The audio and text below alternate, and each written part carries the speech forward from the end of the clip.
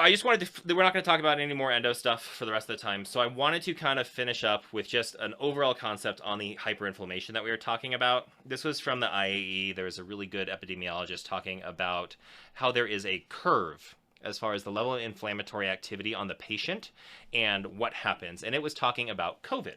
So with COVID, we saw that most people are down here. Their inflammatory level is just kind of chill. It's not a big issue, and it didn't cause any issues. However, in patients who were really old and had very low levels of inflammatory activity, you saw that there was a ton of infections and they died. That would be my 90-year-old grandpa.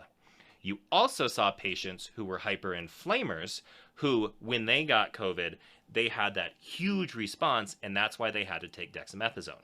So there were two options. You had to do almost antivirals for the one because they didn't have an immune system. You had to do steroids for the other because their immune system was on fire. And that's kind of what I wanted to just summarize as far as what we need to think about in endo. We are very good at talking about bacteria. If you looked at all the, the speakers at the AAE, they talked about bacteria. That's what they focused on. And on those patients, we know how to treat them. We have to do extra stuff, calcium hydroxide, you can do gentle wave, lasers, you can do all sorts of things, antibiotics. And then we don't really talk about the hyperinflamers. So the key point I want to leave you guys with as far as this whole year of talking is make sure you are on the lookout for patients who are hyperinflamers because you're going to have flare-ups with them. And if the sooner you can figure out who they are, the better you're going to have as far as a response.